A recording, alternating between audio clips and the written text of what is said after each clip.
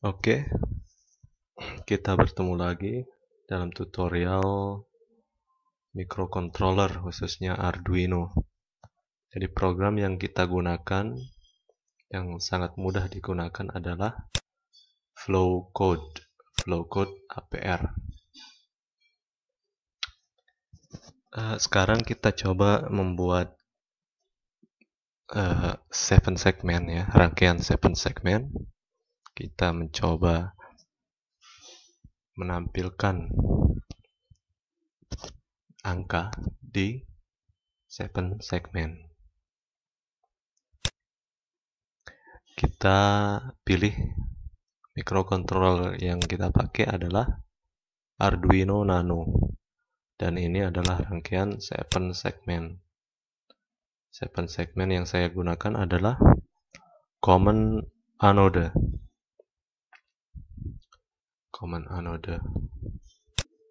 Ini adalah program yang kita gunakan untuk memprogram Arduino Nano 328. Oke.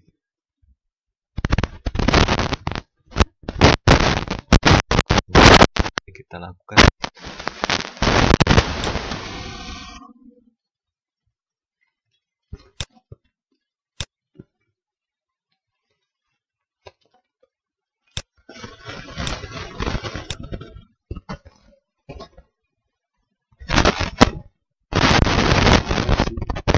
terus-menerus selama microcontroller itu menyala.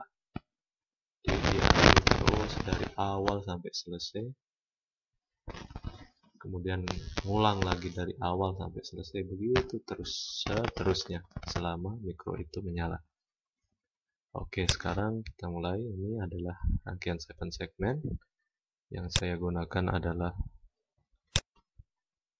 Common Anode. Nah, beginilah rangkaiannya. Di dalam 7 segmen itu sebenarnya ada LED. Jadi Common Anode itu, commonnya itu dihubungkan dengan positif.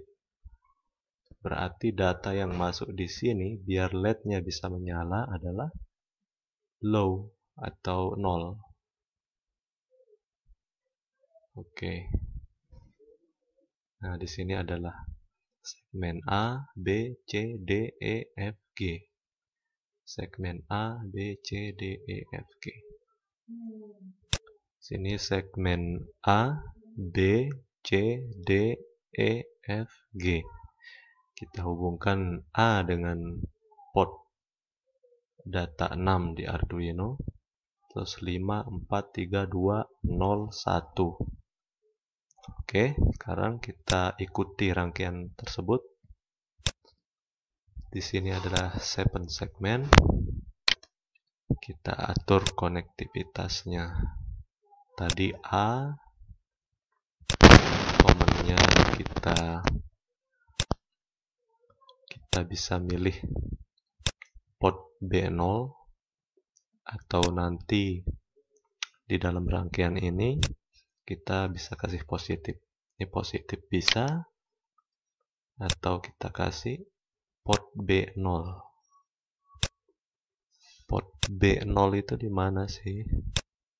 Port B0. Port B0 itu ada di PD8. PD8 ini port B0. Ini ada di port D8 Arduino Nano. Ini adalah port asli dari APR ATmega 328. Sedangkan ini adalah buatan Arduino Nano. Ini adalah aslinya, multipurpose pin multipurpose ya, multifungsi. Jadi semua port ini bisa sebagai input, bisa sebagai output, bisa sebagai analog to digital converter, sebagai interrupt, external interrupt, penghasil PWM, dan sebagainya. Jadi dia nggak nggak memiliki satu fungsi saja, tapi ada lebih dari satu fungsi. Oke, sekarang kita atur di sini common-nya kita hubungkan ke PB0. Common port B0. Terus segmen A kita hubungkan dengan port D6. Segmen B port D5. Segmen C 4, D3, E2, F0, F0, G1. Oke, udah selesai. Done.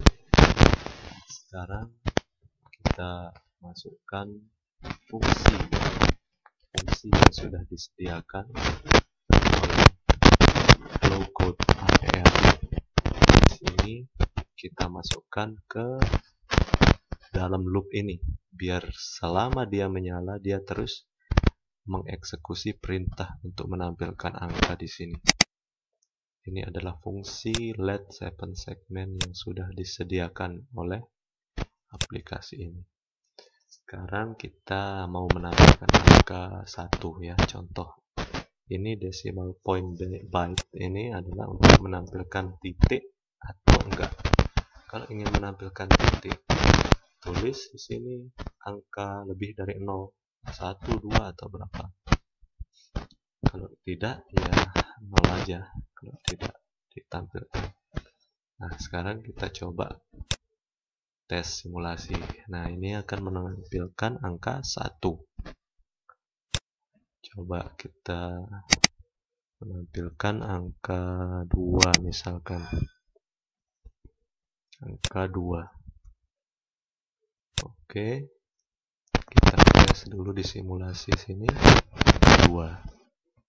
Nah, sekarang kita compile dia biar programnya bisa dimasukkan ke dalam Arduino atau microcontroller.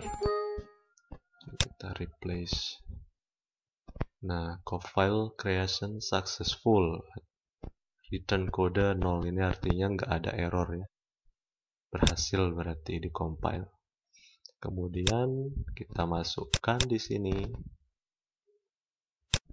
file 7 segment, bisa menggunakan L file, hex file atau COV, bisa kita open, oke, dan kita simulasikan di sini. Nah, nampil angka 2 sama seperti di sini, nampil angka 2 ya. Sekarang kita akan coba membuat counter. Dia akan mencacah, menghitung dari 0 sampai 9. Gimana caranya? Kita harus, karena ini namanya flowchart, jadi kita harus membuat prosesnya itu berurutan. Nggak boleh yang depan jadi belakang, yang belakang jadi depan, nggak boleh.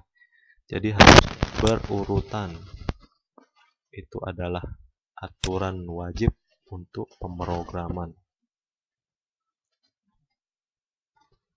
Sekarang di sini kita akan membuat sebuah variabel. Variabel namanya data 7. Ini terserah kita mau kasih nama apa ya di sini. Kemudian karena kita akan menampilkan mulai dari 0, kita isi 0 di sini nilainya. Ini pilih byte. Oke. Sekarang kita taruh variabel data itu untuk nilai awalnya adalah 0. Kita mulai mencacah dari 0 ya. 0 terus turun ke bawah sini, masuk looping. maka kita akan menampilkan, jadi ini kalau kita masukkan angka langsung di sini dia statis. Kalau kita mau rubah ya rubah, terus program, rubah, program. Kalau di sini kita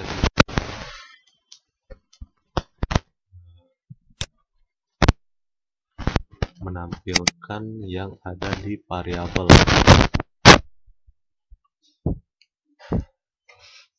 Variabel data 7 ini isinya bisa kita rubah-rubah sendiri dengan program, dengan logic yang kita pakai. Misalkan ini pencacah naik ya, 0, dia pertama menampilkan angka 0 karena data 7 ini tersimpan angka 0. Setelah dia menampilkan angka 0, kita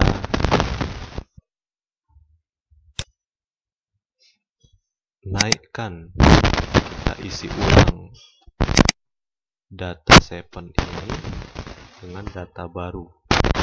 Data barunya adalah data sebelumnya ditambah dengan 1, karena kita akan mencacah naik mulai dari 0, 1, 2, 3, 4, 5.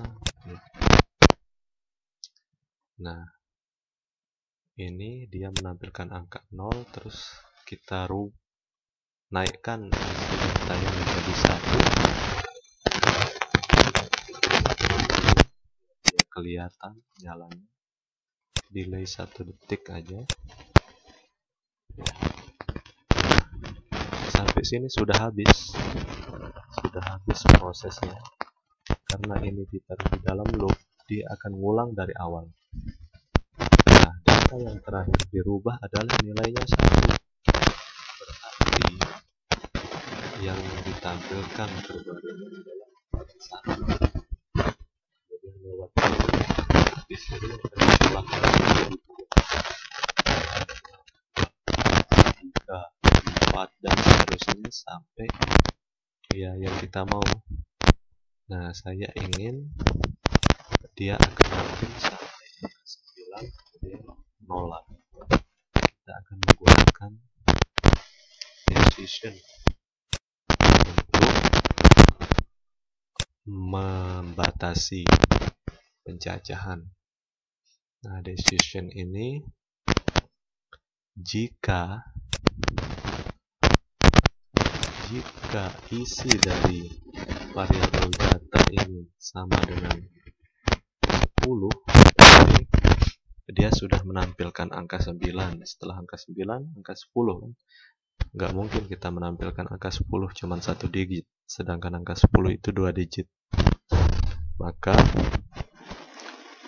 saat data 7 sama dengan 10, maka kita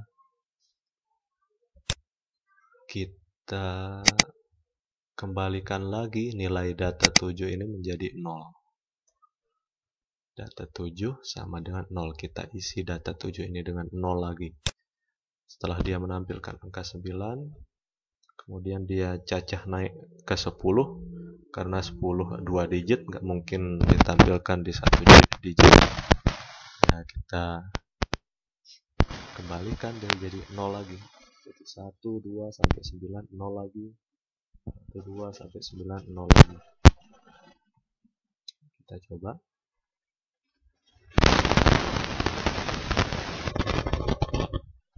3, 4, 5, 6, 7, 8, 9, 0 ya. 1, 2, gitu seterusnya. Sekarang kita compile.